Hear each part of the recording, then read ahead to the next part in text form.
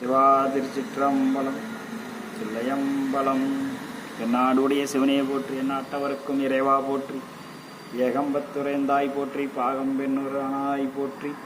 காவாய் கனகத்திரளே போற்றி, கைலை மலையானே போற்றி போற்றி. அருள்தரும் தேவகிரியம்மையுடனமர் அருள்மிகு கிருஷ்ணஞ்சுண்டேஸ்வர சுவாமி திருவடிகள் போற்றி போற்றி.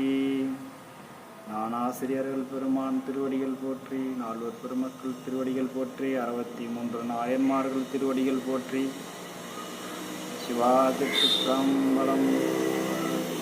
5 கரத்தனை யானை முகந்தனை இந்தின் இளம்பிறை போலும் ஏற்றனை நந்தி மகந்தனை நாண கொழுந்தனை இந்தியில் வைத்தறி போற்றுகின்றேன். சிவா திருச்சிற்றம்பலம். அன்பர்கள் அனைவருக்கும் அன்பு கலந்த வணக்கங்களை தெரிவித்துக் கொண்டு 108 நாட்கள் ஆன்மீகம் சார்ந்த சில கருத்துக்களையும் மக்களிடத்தில் கொண்டு சேர்க்க வேண்டும் என்ற இறைவன் திருவருள் கருணையினால் அடியனுக்கு தெரிந்த அளவுக்கு பேசுகிறேன். இலக்கண புலமை இல்லை, மிக சிறப்பான பேச்சாற்றல் இல்லை என்பதுதான் என்னிடத்தில் இருக்கிறது. ஆனாலும் உங்களிடத்தில் பேசணும் என்று ஆசை.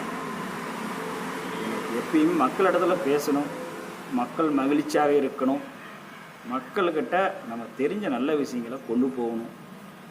வேறு வழி இல்லை. உங்களையும் பார்க்குறதுக்கு நேரம் இல்லை. உங்களுக்கு குடும்பத்தில் பிரச்சனை இருக்குது, குடும்ப கடமைகளை செய்யணும், அதெல்லாம் நல்லது தான். குடும்பத்தில் இருந்துக்கிட்டு இறை வழிபாட்டில் இருக்கிறது தான் நல்லது. யாரையும் இந்த குற்றம் சொல்கிறதுக்கெல்லாம் ஒன்றும் இல்லை. குற்றங்கிற வார்த்தையே நம்மக்கிட்ட இல்லை, எதுவுமே இல்லை. அவங்கவுங்க வாழ்ந்துட்டு வாங்க. இறைவன் கொடுத்த கணக்கு, அந்த கணக்குகளை நாம் அனுபவித்து கொண்டு இருக்கிறோம். எல்லாரும் நல்லவங்க தான். சூழ்நிலை சந்தர்ப்பம் சில தவறுகள் நடக்குது, அதனால் தப்பு இல்லை. திறந்துறதுக்கு அடுத்த நாள் இருக்குது. அதனால் இறைவன் மேலே பாரத்தை போட்டுட்டு அடுத்த நாள் அந்த தவறுகளை திருந்த செய்ய வேண்டும். திருமந்திரங்கிறது ஒரு கடல் மாதிரி. நம்மளால் பேசுகிறதுக்கு நமக்கு கடவுள் தகுதி கொடுக்கல, அதை பேசவும் முடியாது. அது ஒரு கடல். ஞானாசிரியர்கள் பேசிக்கிட்டே இருக்கிறாங்க. அதில் புது புது விஷயங்கள், சைவ சித்தாந்தங்கள்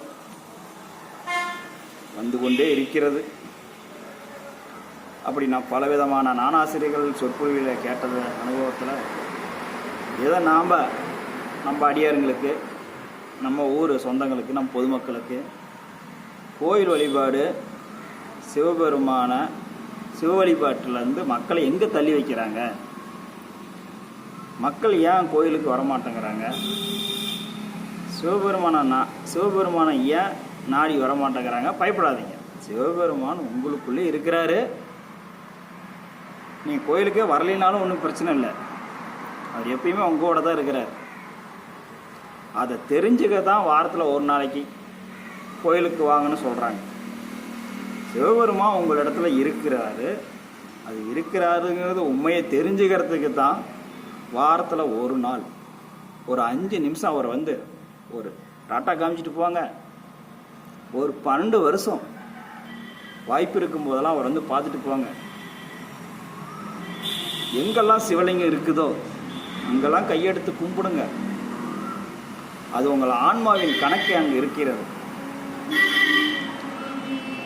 ஏன் பிறந்தோம், ஏன் இப்படி ஒரு உடம்பை வச்சுக்கிட்டு இருக்கிறோம், நாளைக்கு இது இல்லாத போயிடுது, பேசுகிறோம், பசிக்குது, சாப்பிட்றோம், அப்புறம் ஏதோ நம்ம எண்ணங்களில் தோன்றிய அளவுக்கு சிந்திக்கிறோம், சண்டை போடுறோம், ஒன்று சேர்ந்துக்கிறோம், மீண்டும் சண்டை போடுறோம், வாழ்ந்துக்கிட்டு இருக்கிறோம்.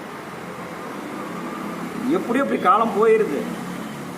சண்டை போடுறோம், பேசுகிறோம், பிரியிறோம். இப்படியே காலங்கள் வந்து கடந்து போய்கிட்டே இருக்கோம். அதில் எந்த மாற்றமும் இல்லை. ஞானாசிரியர்கள் நிறைய பேர் வகுப்பு எடுக்கிறாங்க. தவறாமல் போய் கலந்துக்காங்க. அது எப்போ கலந்துக்கணும், தெரிஞ்சோ தெரியலனாலும் பரவாயில்ல, அறிவு இருக்குதோ நம்ம இல்லைனாலும் பரவாயில்ல, அவங்க போய் காதில் கேட்டுக்கிட்டே இருந்தீங்கன்னு வச்சிங்களா, உள்ள இருக்கிற ஒரு ஆற்றல் அது பதிவு பண்ணிக்கிட்டே இருக்கும். அது என்றைக்காவது ஒரு நாளைக்கு உங்களுக்கு உதவும். கோயிலுக்கெல்லாம் அவ்வளோ சீக்கிரம் வர முடியாதுன்னா சொல்லாதீங்க. நீங்கள் நினச்சா வரலாம். சாமி திருவருள்லாம் உங்களுக்கு கோயிலுக்கு வர்றதுக்கு அனுமதி கொடுத்துட்டார். குழந்தையா பிறக்கும் பொழுதே அவன் திருவடியை வணங்கணும் அப்படிங்கிற நிலையை சாமி உருவாக்கிட்டார். கோயிலுக்குள்ள வரத்துக்கெல்லாம் சாமி திருவருள் அதெல்லாம் நீங்கள் பிறக்கும் போதே கொடுத்துட்டார். நம்ம சூழ்நிலை அதனால் கோயிலுக்கு வர முடியல. ஏதோ அப்படியே குடும்பம், குழந்தைங்க, பொருளாதார முன்னேற்றங்கள் எல்லாம் இருக்குது. சம்பாதிக்கணும், வேலைக்கு போகணும், காசு 10 ரூபா இருந்தால் தான் அடுத்தவங்களை கையேந்தாமல் நம்மக்கிட்டேருந்து நம்ம குடும்பத்தை காப்பாற்ற முடியும். இந்த கடமைகள்லாம் இருக்குது. நாம் வேணா பேசுகிறவங்க பேசிட்டு போயிடலாம், அது நமக்கு பெருமையாக இருக்கும். அதை வாழ்க்கையில்